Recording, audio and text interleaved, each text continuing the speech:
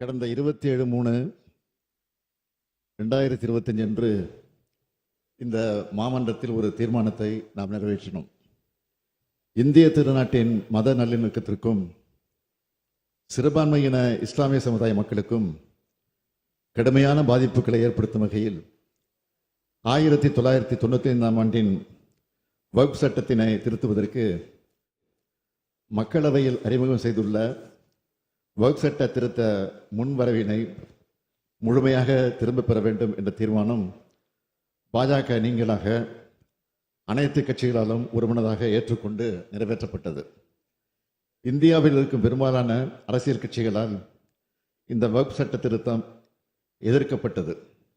இவை அனைத்தையும் மீறி நாடாளுமன்ற மக்களவையில் வக்ஃப் சட்ட திருத்தம் நிறைவேற்றப்பட்டிருப்பது மிகுந்த கண்டனத்துக்குரியது.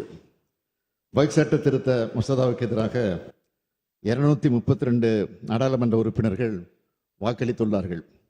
ஆதரவாக 288 உறுப்பினர்கள் வாக்களித்துள்ளார்கள். இந்த சட்ட திருத்த மசோதாவானது நிறைவேற்றப்பட்டிருந்தாலும் எதிர்த்து வாக்களித்தவர்களின் எண்ணிக்கை 232 என்பது சாதாரணமான எண்ணிக்கை அல்ல. எண்ணிக்கை கூடுதலாக கிடைத்திருக்கலாம்.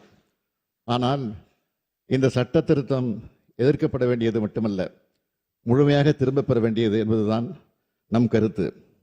அதைத்தான் நாம் இங்கே தீர்மானமாக நிறைவேற்றி அனுப்பியிருந்தோம். இந்தியாவில் இருக்கும் பெரும்பான்மை கட்சிகளின் எதிர்ப்பை மீறி ஒரு சில கூட்டணி கட்சிகளின் தயவால் அதிகாலை 2 மணி அளவில் இத்தகைய சட்டத்தை நிறைவேற்றியிருப்பது இந்திய அரசியல் சட்டத்தின் கட்டமைப்பின் மீது செய்யப்பட்ட தாக்குதல், மத நல்லிணக்கத்தை குலைக்கும் செயல். இதனை உணர்த்தும் வகையில் கருப்பு சின்னத்தை அணிந்து இன்றைய பேரவை நடவடிக்கைகளில் நாங்கள் பங்கெடுக்கிறோம். சர்ச்சைக்குரிய இந்த சட்ட திருத்தத்துக்கு எதிராக உச்சநீதிமன்றத்தில் திராவிட முன்னேற்ற கழகத்தின் சார்பில் வழக்கு தாக்கல் செய்யப்படும் என்பதை இம்மாமன்றத்தில் தெரிவித்துக் கொள்கிறேன்.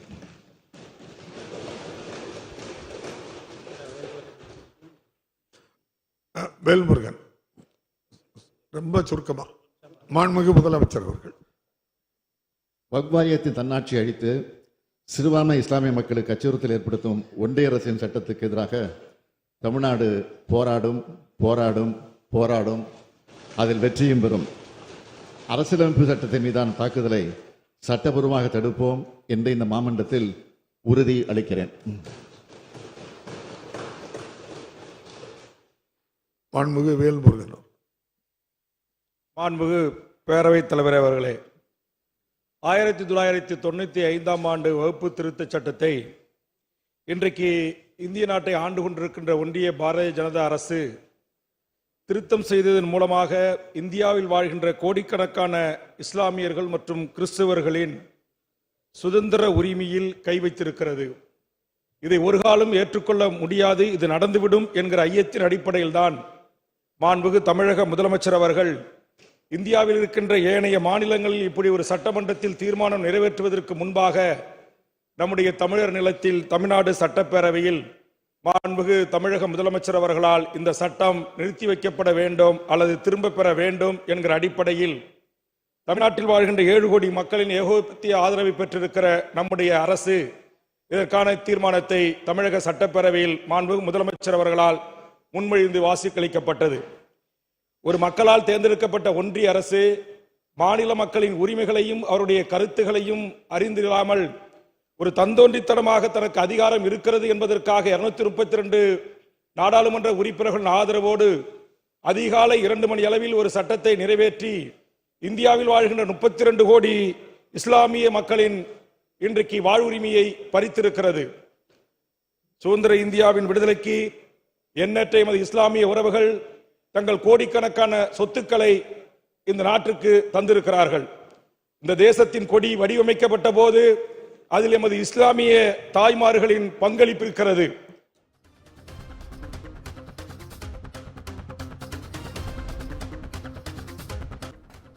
வக்ஃப் திருத்த மசோதாவிற்கு எதிர்ப்பு தெரிவித்து கருப்பு பேட்ஜ் அணிந்து திமுக எம்எல்ஏக்கள் சட்டப்பேரவைக்கு வருகை புரிந்தனர்.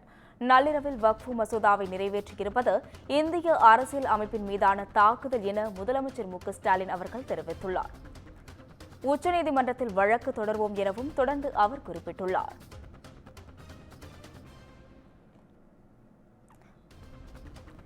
இதுகுறித்த கூடுதல் விவரங்களை நமது தலைமை செய்தியாளர் சிவா வழங்க கேட்கலாம். வணக்கம் சிவா, உங்க விவரங்களை பதிவு செய்யலாம்.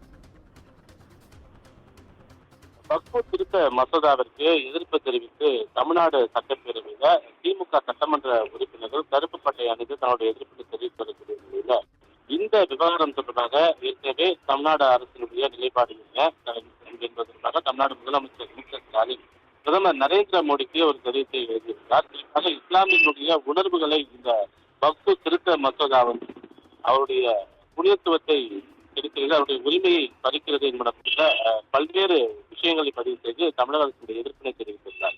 இந்த நிலையில இந்த விவகாரம் தொடர்பாக உச்சநீதிமன்றத்தை திமுக நாட இருப்பதாக, குறிப்பாக தமிழக அரசு இந்த விவகாரம் தொடர்பாக உச்சநீதிமன்றத்தை நாட இருப்பதாக முதலமைச்சர் மு.க.ஸ்டாலின் தற்போது தெரிவித்திருக்கிறார். குறிப்பாக இந்த வக்ஃபு திருத்த மசோதாவை பொறுத்தவரை இஸ்லாமியர்களுடைய சொத்துக்கள் தொடர்பான ஒரு திருத்தமும், அதே போன்று வக்ஃபு வாரியத்துல இஸ்லாமியர் மட்டுமல்லாமல் பல்வேறு மதத்தை சார்ந்தவர்களும் நியமன உறுப்பினர்களாக இருப்பார்கள் என்றும், அதே போன்ற இறுதி அதிகாரம் என்பது மாவட்ட ஆட்சியரிடம்தான் இருக்கிறது என்பன போன்ற பல்வேறு கருத்துக்களோடு அந்த திருத்த மசோதா என்பது திருத்தப்பட்டிருக்கிறது.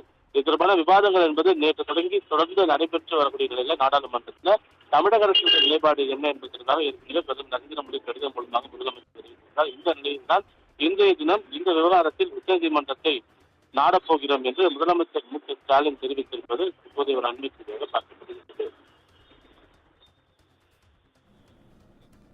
கூடுதல் விவரங்களுக்கு நன்றி சிவா.